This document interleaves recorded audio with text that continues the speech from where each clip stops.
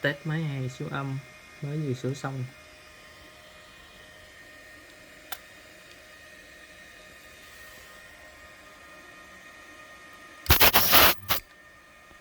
Dính.